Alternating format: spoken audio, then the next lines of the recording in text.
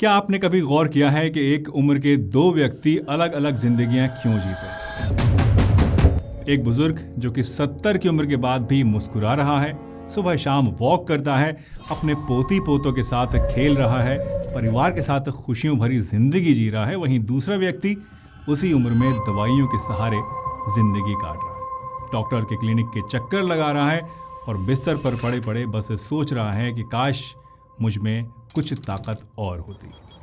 हम अक्सर इसे उम्र का असर समझते हैं, लेकिन क्या ये सच में सिर्फ उम्र का ही असर है, सिर्फ उम्र का ही कसूर है?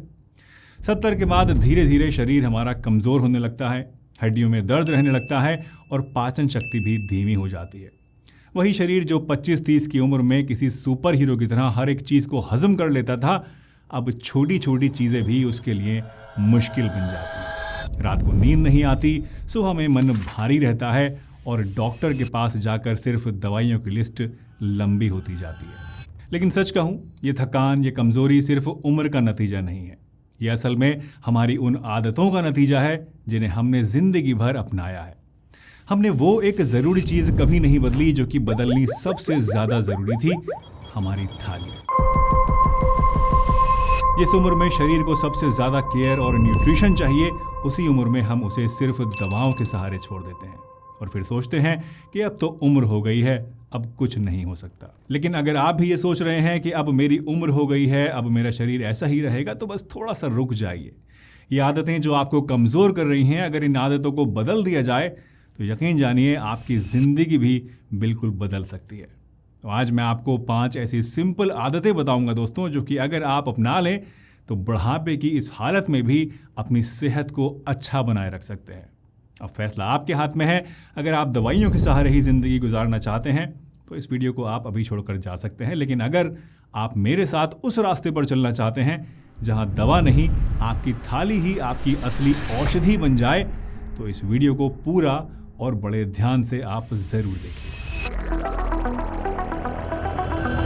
दोस्तों, आयुर्वेद में एक बहुत ही ख़ास कॉन्सेप्ट है पाचन अग्नि, यानी हमारे शरीर की डाइजेस्टिव फायर। इसको आप एक छोटी सी आग की तरह समझ सकते हैं जो कि हमारे अंदर रोज़ाना जलती है।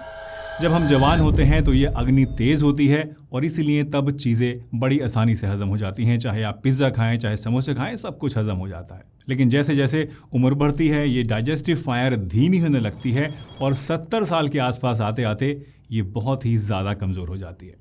और ऐसे में अगर हम अपनी आदतें नहीं बदलते और बिना सोचे समझे खाते चले जाते हैं तो ये सब कुछ डाइजेस्टिव फायर को बिल्कुल बुझा देने का काम करता है और तब हमारा खाया हुआ खाना शरीर को ताकत देने की जगह जहर बनने लगता है। फिर हम डॉक्टर के पास जाते हैं और दवाइयों के ऊपर डिपेंड हो जाते हैं। लेकिन अच्छी खबर यह है कि हम इस अग्नि को दोस्तों फिर से बदल भी सकते हैं, बढ़ा भी सकते हैं। और इसीलिए अब वक्त ये आ गया है कि आपको अपनी थाली को एक नई नज़र से देखना पड़ेगा। उसमें वो चीज़ें शामिल करनी होंगी जो कि इस डाइजेस्टिव फायर को फिर से जगा सकें और आपको सेहत की तरफ वापस लेकर जा सकें। दोस्तों, एक बात हमेशा याद रखिएगा, आपकी असली ताकत दवा की गोली में नहीं, आपकी थाली के अंदर छुपी हुई है। इसलिए दवा नहीं, अब अपनी थाली को बदलने का वक्त आ गया है। अब समझ लीजिए कि भोजन ही आपकी असल औषधि है और यही आपका बेड़ा पार कराएगी। तो सबसे पहले आपको मेक श्योर करना है कि आप रोज़ाना सादा, घर का बना हुआ और सात्विक फूड खाएं। अब ये सुनने में थोड़ा सा बोरिंग आपको लग सकता है, लेकिन ये सबसे बेसिक स्टेप है। सोचिए, जब हमारी थाली में गर्मा गर्म खिचड़ी होती है या पतली सी दाल होती है तो हम अक्सर ये कहते हैं कि ये तो यार बीमारों का खाना है। लेकिन क्या कभी आपने गौर किया है कि यही खाने की सादगी आपके शरीर को कितनी आसानी से ताकत दे सकती है? खिचड़ी, मूंग की दाल, हल्दी, अदरक का पानी, ये सब चीज़ें दिखावे वाले फूड्स नहीं हैं, लेकिन ये आपके शरीर के अंदर जाकर वही काम करते हैं जो कि कोई महंगी से महंगी दवाई भी नहीं कर पाती। साथ ही जैसे कि मैंने आपको बताया कि बुढ़ापे में डाइजेस्टिव फायर कमज़ोर होती है, इसलिए सिंपल फूड्स खाने से आपकी अग्नि के ऊपर ओवरलोडिंग नहीं होती है और उसे सुधरने का मौका मिलता है, इम्प्रूव होने का मौका मिलता है। मैं आपको एक 75 साल की महिला का एग्जाम्पल देता हूँ। ये लेडी मेरे घर के पास में रहती हैं और 75 की उम्र में भी काफ़ी ज़्यादा फिट और एक्टिव हैं। एक बार मैंने उनसे आउट ऑफ क्यूरियोसिटी पूछ लिया कि माता जी, आपकी सेहत का असल राज क्या है? तो वो बड़ी मुस्कुराती हुई सिर्फ इतना बोली, बेटा मैं वो खाती हूँ जो कि मेरे शरीर को अंदर से साफ करता है, मुझे थकान नहीं देता। डिटेल में बात करने पर उन्होंने बताया कि वो सुबह उठते ही गर्म पानी में 1 चुटकी हल्दी, हल्का सा अदरक का रस और 1 चुटकी काली मिर्च डालकर पीती हैं। नाश्ते में सिर्फ 1 कटोरी मूंग दाल की खिचड़ी खाती हैं और दिन भर एनर्जी से भरी रहती हैं। दरअसल हमने अपनी बॉडी को ज़्यादा खाने का आदी बना लिया है। हमारी बॉडी को इतने खाने की ज़रूरत होती नहीं है जितना कि हम रोज़ाना खाते हैं, और यही बीमारियों की असल जड़ है। सादा और हल्का खाना असल में एक औषधि की तरह है, क्योंकि जितना आपका खाना हल्का और सिंपल होगा उतनी ही आपकी पाचन अग्नि भी तेज़ रहेगी और आपको ज़्यादा एनर्जी मिलेगी। तो पहला स्टेप है दोस्तों, फैंसी फूड्स की जगह सादा खाना खाना। जी हाँ, कभी कभार आप एन्जॉयमेंट के लिए फैंसी फूड्स या बाहर का खाना खा सकते हैं, लेकिन डेली रूटीन में सिंपल और लाइट फूड्स ही आपको खाने पड़ेंगे। 60-70 की उम्र पार करते ही हमें सबसे बड़ा डर लगता है कि कहीं हम गिर गए तो हड्डियां टूट जाएंगी और फिर उठना बैठना मुश्किल हो जाएगा। दरअसल बुढ़ापे में सबसे पहले और सबसे ज़्यादा डिग्रेडेशन अगर किसी चीज़ का होता है तो वो है हमारी हड्डियाँ। 40 साल की उम्र के बाद हड्डियों में से कैल्शियम घटने लगता है, जिससे धीरे धीरे वो कमज़ोर होने लगती हैं और 60-70 की उम्र तक आते आते ये इतनी फ्रेजाइल हो जाती हैं कि हल्की सी चोट भी अगर लगे तो वो आसानी से टूट जाए। लेकिन क्या आप जानते हैं कि हड्डियों को मजबूत रखने के लिए आपको ज़्यादा महंगे महंगे सप्लीमेंट्स लेने की ज़रूरत नहीं है। जी हाँ, तिल, सत्तू और मूंगफली, ये सिर्फ 3 ऐसी छोटी छोटी चीज़ें हैं जो कि अक्सर लोग भूल जाते हैं, लेकिन ये आपकी हड्डियों को अंदर से ताकत देने का काम करती है। तिल में दूध से भी ज़्यादा कैल्शियम होता है, सत्तू की तासीर ठंडी होती है और ये बॉडी को एनर्जी देता है, और मूंगफली प्रोटीन और हेल्दी फैट्स का अच्छा सोर्स है। इसलिए हर सुबह सिर्फ 1 तिल का लड्डू, अगर आपको डायबिटीज़ नहीं है तो उस केस में, या फिर तिल की चटनी बनाकर और 2 चम्मच सत्तू को पानी में घोल कर पीने से और 1 मुट्ठी भुनी हुई मूंगफलियां खाने से आपकी हड्डियों को ज़बरदस्त ताकत मिलती है। एक बुजुर्ग कपल को मैं दोस्तों जानता हूँ, उम्र उन दोनों की करीब करीब 70-75 के आसपास ही है। जब वो सीढ़ियाँ तेज़ तेज़ चढ़ते हैं इस उम्र में भी, तो लोग अक्सर हैरान रह जाते हैं। असल में ये नुस्खा उनसे ही मुझे मिला था। उन्होंने मुझे एक बार बताया था कि जब वो रोज़ाना सुबह उठते हैं तो सबसे पहले तिल का 1 लड्डू खाते हैं, 1 गिलास सत्तू का शरबत पीते हैं और थोड़ी सी मूंगफलियां ज़रूर खाते हैं।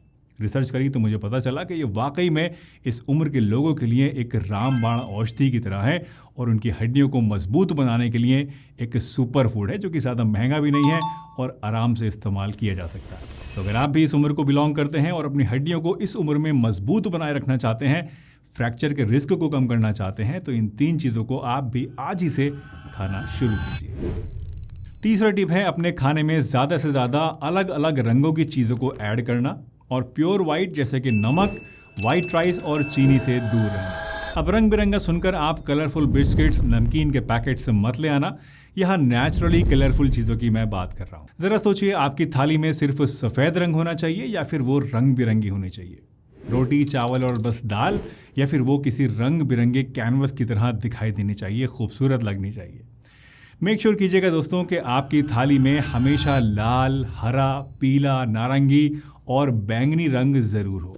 और इसकी तैयारी आपको बस खाना बनाते समय ही नहीं करनी है, इन चीज़ों को लाते समय आपको इसका ध्यान रखना है। यानी जब आप फ्रूट्स और वेजिटेबल्स ख़रीदते हैं बाज़ार से, तो उस समय आपको कोशिश करनी है कि हर एक रंग की सब्ज़ी और अलग अलग रंगों के फ्रूट्स आप ख़रीदें। अपनी फ्रूट बास्केट को रंग बिरंगा बनाएं और इन्हें ज़रूर खाएं, क्योंकि जितने ज़्यादा रंग आपके खाने में होंगे उतनी ही ज़्यादा आपकी सेहत चमकेगी। चौथी हैबिट है सूरज के साथ खाना खाना।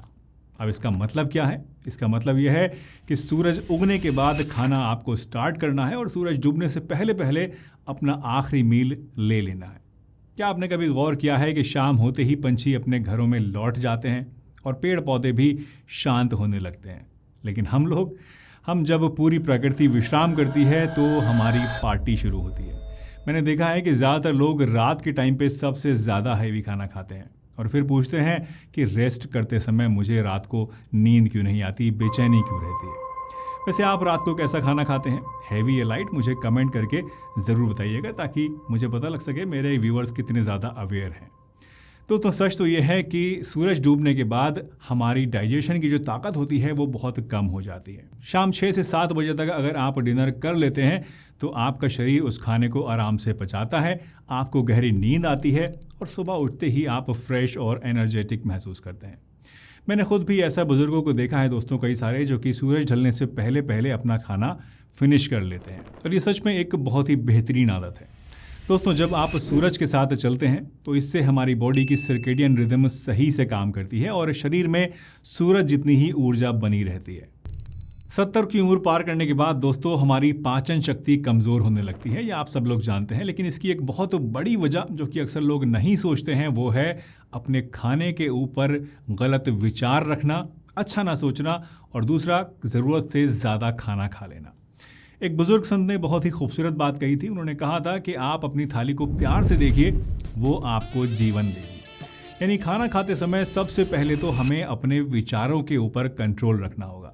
बहुत सारे लोग खाने से पहले ही नेगेटिव सोचना शुरू कर देते हैं। ये खाएंगे तो ये हो जाएगा, वो खाएंगे तो ये दिक्कत हो जाएगी, ये खाना अच्छा नहीं है, ये खाना मुझे पसंद नहीं है, ब्ला ब्ला ब्ला। जब दोस्तों हम खाने के बारे में नेगेटिव सोचते हैं ना, तो उससे एक नकारात्मक ऊर्जा पैदा होती है, जिससे इवन ना नुकसान देने वाली चीज़ें भी कई बार हमें नुकसान देने लगती हैं।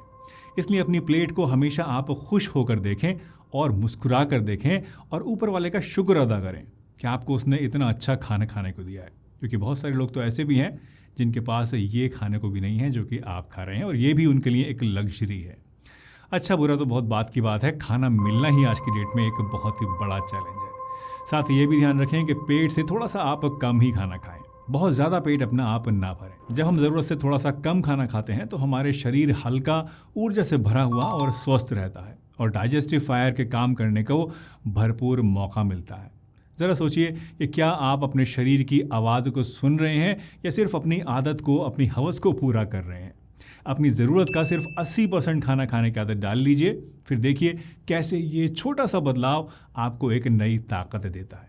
तो आज से जब भी खाना आपके सामने आए तो खुश होकर उसको देखिए, बुरा मत सोचिए और एक बार अपने शरीर से ज़रूर पूछिए, क्या मुझे सच में इतना खाने की ज़रूरत है या इससे कुछ कम में भी मेरा काम चल सकता है। दोस्तों, ये सब कुछ सुनने के बाद अब आप सोच रहे होंगे कि ठीक है, ये बड़ी बड़ी बातें सुन के अच्छा तो बहुत लग रहा है, लेकिन मैं शुरुआत कैसे करूं, इसे इम्प्लीमेंट कैसे करूं। तो मैं आपको एक बिल्कुल आसान सा तरीका बताता हूं जिससे आप आज से ही अपनी ज़िंदगी को बदल सकते हैं। सबसे पहले तो शाम का खाना धीरे धीरे 6 से 7 बजे के बीच करने की आप कोशिश कीजिए। हो सकता है कि शुरू में आपको ये मुश्किल लगे, लेकिन एक बार जब आपकी आदत बन जाएगी तो आप खुद महसूस करेंगे कि रात में आप कितना हल्का और कितना अच्छा महसूस करते हैं। दूसरा, सुबह बिस्किट या फिर ब्रेड की जगह आप एक तिल का लड्डू या सत्तू का शरबत पिएं और साथ में एक मुट्ठी भर के मूंगफली ज़रूर खाएं। अगर गर्मी ज़्यादा है तो आप तिल को अवॉइड कर सकते हैं और मूंगफली को आप रात भर पानी में भिगो के फिर सुबह में खा सकते हैं। तीसरा, लंच में चावल की जगह आप हल्का सा मूंग दाल का दलिया या फिर बेसन का चीला लीजिए या फिर खिचड़ी को ट्राई कीजिए और इसके साथ आप खूब सारी रंग बिरंगी सलाद को ज़रूर खाइए।